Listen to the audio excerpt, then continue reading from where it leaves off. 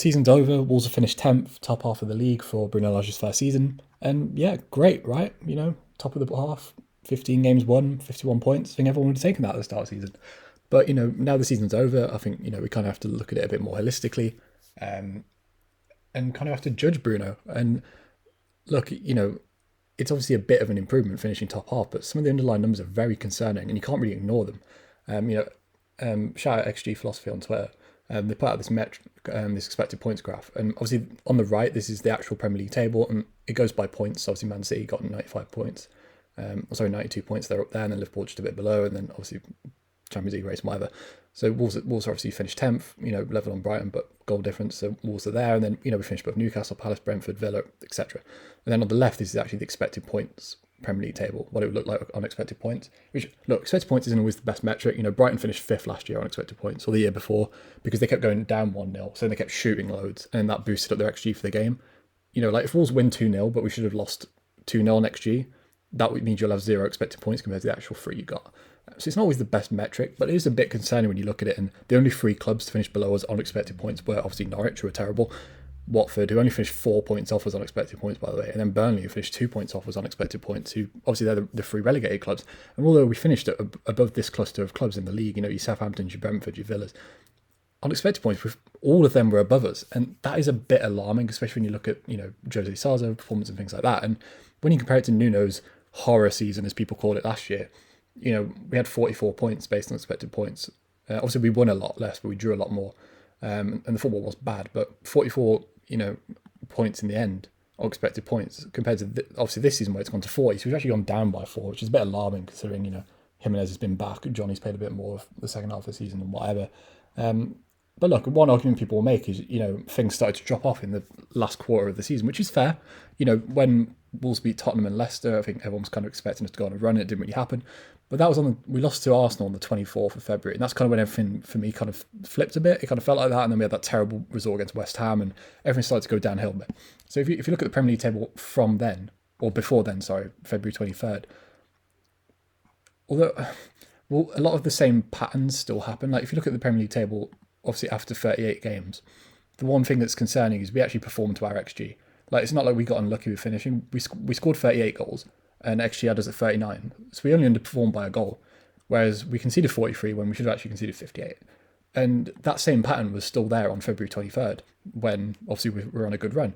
We conceded 18, but we should have conceded 30 based on expected goals against. We scored 23, but we should have scored 25. So that's not that much of a change. It's the same pattern that's been there for a lot of the season. Performing to our XG. It's not like we've been unlucky with finishing. You can see that when you look at individual players. Like a lot of our players have actually scored to their XG. Like Raul Jimenez and stuff. So it is a bit of a concern that pattern's kind of been there throughout the whole season. And obviously Jose Sar's a factor in that. And look, obviously Bruno and the club deserve credit for recruiting Jose Sar. You can't just go, oh, Jose Sar's the only reason.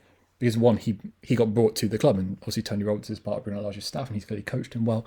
So you have to give the club credit for that. But ultimately, this is unsustainable. A lot of Premier League goalkeepers do this. Like, if you look at post-shot XG last season, Emi Martinez and Ilan Meslier were really high in this metric, and they've both had drop-offs this season. As good as Jose Sar is, and I still think he'll have a good season next year, Alisson, who's winning everyone's goalkeeper of the year, is on plus 4.1 XG. And obviously he's an elite goalkeeper. So even if Jose Sar drops off to like Alisson level numbers, that's still 5 extra goals that Wolves will concede. So that is obviously a concern. That Jose Sar's just kind of papering over cracks a bit. And like when you look and we've conceded 43, but we should have actually conceded 58. The fact that, post-shot XG has Jose Sar saving us 9 goals, that doesn't make up for all of that, but that makes up for a majority of that. That's 15 extra goals we should have conceded over the season, and Jose Sar saved us 9. So it's only another, like, even if Jose Sar had a performance, it'd still be about a 5 swing. And look, even with most attacking metrics, goals, Wolves are 4th bottom, shots on target, Wolves are 5th bottom, shots per 90, 3rd bottom. The distance we actually have our shots out, we're the 2nd furthest away from goal. Most of our shots are coming from long range compared to, and look, it's not just Man City and Liverpool that have shots close range. Brentford and Palace don't have amazing attacks, but they're managing to get shots from really good angles and, in the penalty box. That's something Wolves aren't doing compared to clubs around them. And there's got to be a reason for that. And, then it comes on to the question of Bruno. You kind of have to look at it and look, I judge managers like you judge players. Raul Jimenez has had a perfectly okay year. He's got, 4 assists, 6 goals. That's 10 goal contributions. He's getting a goal or assist every 3 games. It's not great, but it's fine considering how bad our attack is. But you kind of have to look at it and go, if you can get a better striker than Raul Jimenez, do you change it? And is that change worth it? Especially considering a lot of our attacking metrics are bottom half, and we're kind of on a bit of a downwards trend with the squad. Obviously, there's a squad rebuild that happens. It's a bit concerning that when you look at our most used players this season, Connor Cody, 28 years old, Matinho, 34, obviously Jose Scott's goalkeeper, Roman Sace, 31, Kilman's kind of an outlier, Neves is leaving, Raul Jimenez is getting on. It is a bit concerning that a lot of our most used players in the core of this squad are either leaving on frees or quite old.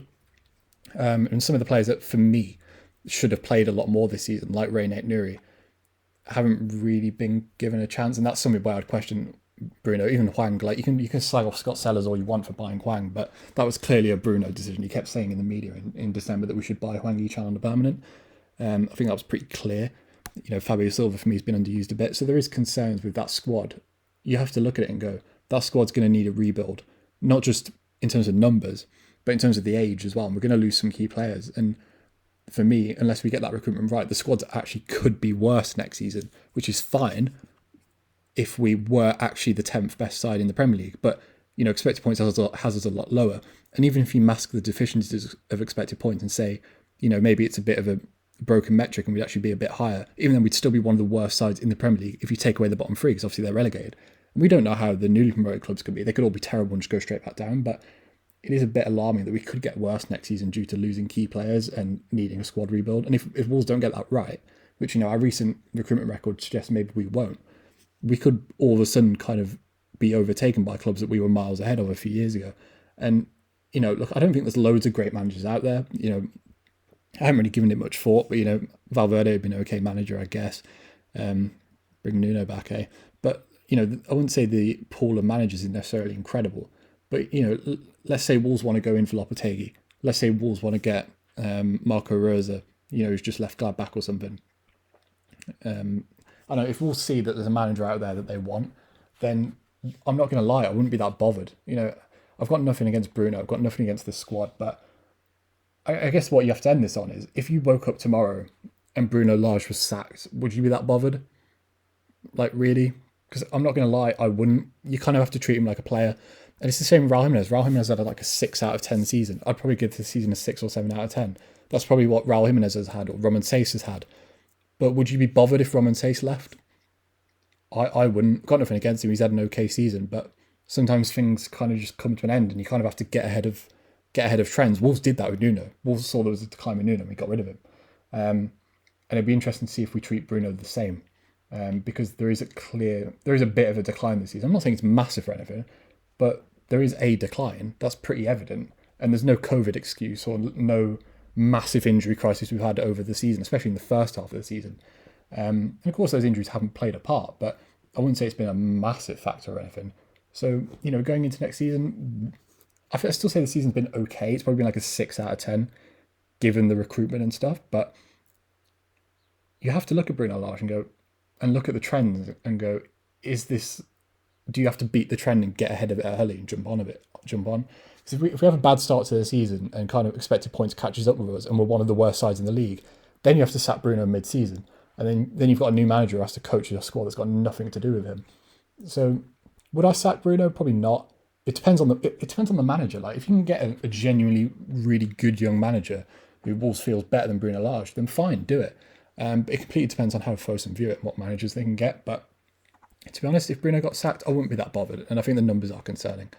But that's just my thoughts on the season. If you enjoyed the video, subscribe to the channel, like the video, and yeah, peace.